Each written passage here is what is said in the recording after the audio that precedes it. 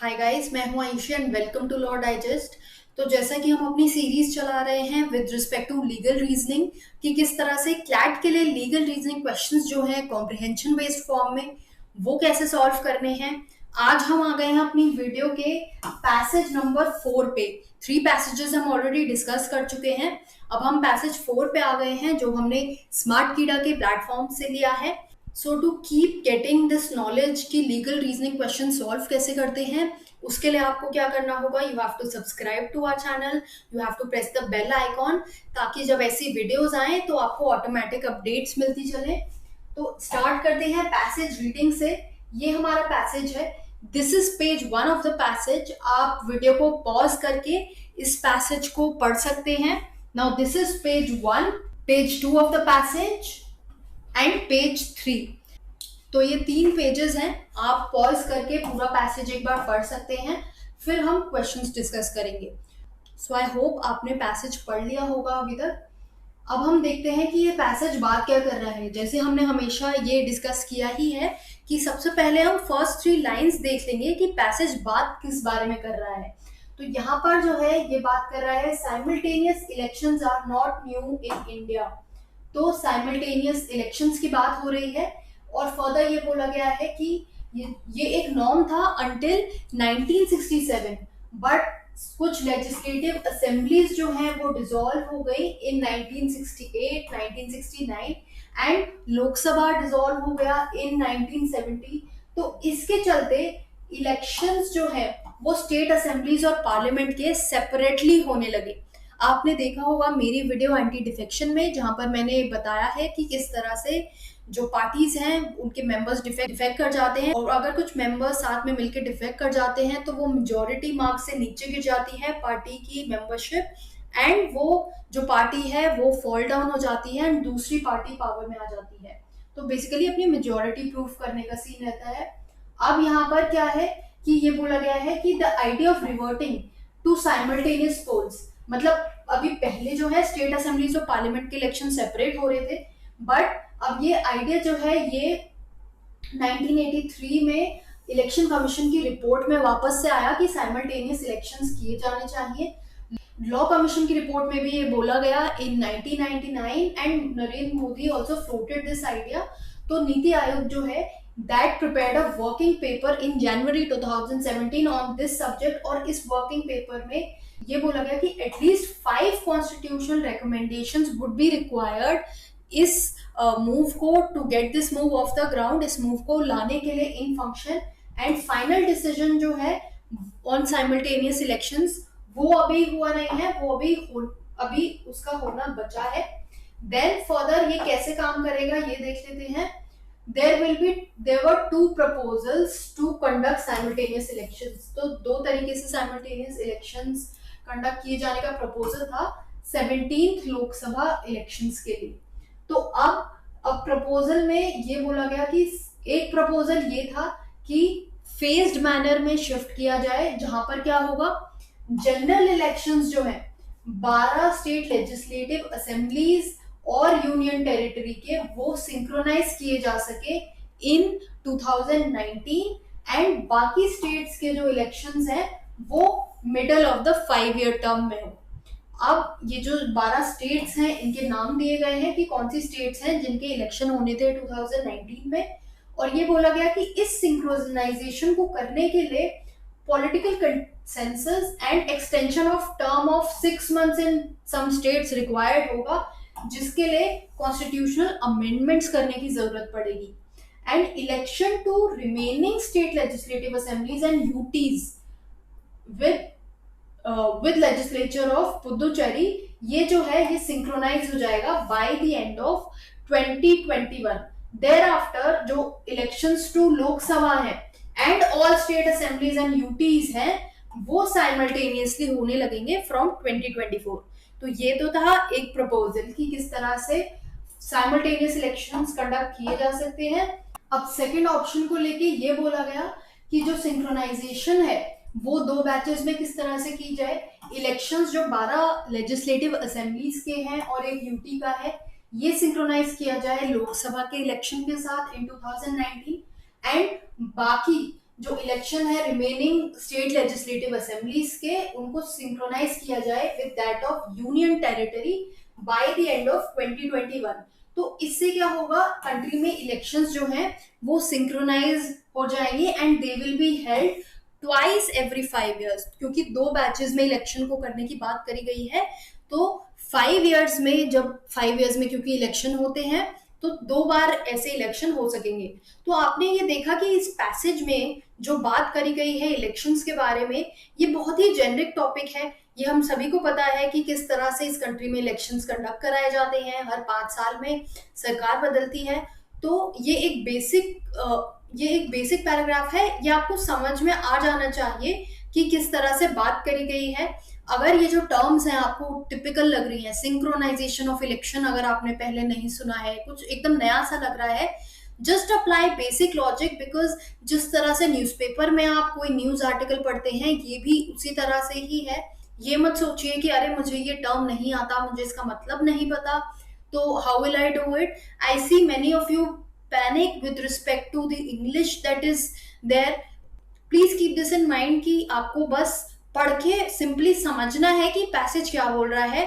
बस ये है कि थोड़ा सा जल्दी पढ़ना है, बिकॉज टाइम पीरियड जो है वो हमारा लिमिटेड होने वाला है इस एग्जाम में। अब क्वेश्चन देखते हैं। क्वेश्चन नंबर 1 जो है, इट सेज कि इनमें से कौन सा जो है बेस्ट सपोर्ट करता है idea of one nation one election in a democratic setup like India. तो एक नेशन का एक इलेक्शन होना चाहिए, तो इनमें से कौन सी ऐसी स्टेटमेंट है जो उस बात को सपोर्ट करती है।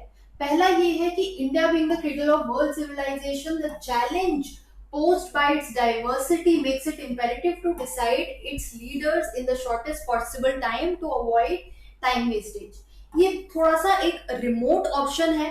अगर हम ये बोले कि वन नेशन और वन इलेक्शन होना चाहिए, तो इसके लिए ये जो क्राइटेरिया है कि क्योंकि डाइवर्सिटी बहुत है, तो इंडिया को डिसाइड करना चाहिए कि शॉर्टेस्ट पॉसिबल टाइम में इलेक्शन हो सके, ये एक रिमोट पॉसिबिलिटी है। आगे चलते हैं। One nation, one poll will lead to reduction of corrupt practices employed by people over several elections।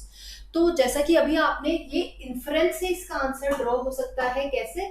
अगर हम पैरा में चले वापस, तो यहाँ पर ये बोला गया था कि जो डिसोल्यूशन हो रहा था सम लेजिस्लेटिव असेंबलीज का, ये इन ईयर्स में डिसोल्यूशन हो रहा था लेजिस्लेटिव असेंबली का, लोकसभा का डिसोल्यूशन हुआ 1975 1970 में। तो इस तरह से इसको देखते हुए इलेक्शंस जो हैं वो साइमल्टेनियसली होल्ड करने की बात करी गई, जो हम यहाँ पर देख सकते हैं। तो ये जो डिसोल्यूशन हुआ, ये हुआ थ्रू एंटी डिफेक्शन। अब ये बात जो है ये पैसेज में नहीं है, ये इन्फ्रेंस बेस्ड है, एंड थोड़ी सी नॉलेज जो है कॉन्स्टिट्यूशन की वो भी यहाँ पर लग सकती है। तो अगर हम ये बात करें कि करप्ट प्रैक्टिसेस को रिड्यूस करने के लिए ये इलेक्शंस की बात करी गई है, तो आई थिंक वो सबसे राइट आंसर होगा।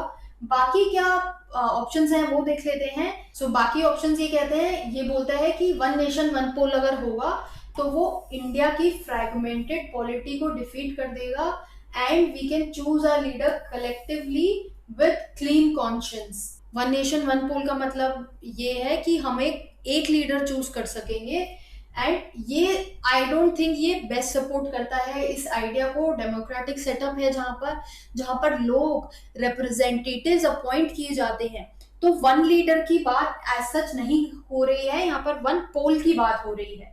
Then the last is this will lead to better governance and better leaders being elected as voter, as the voter has to apply mind and logic after every 5 years।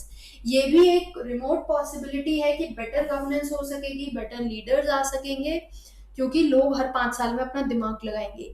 ये थोड़ा absurd है, and the correct answer to this question is option B.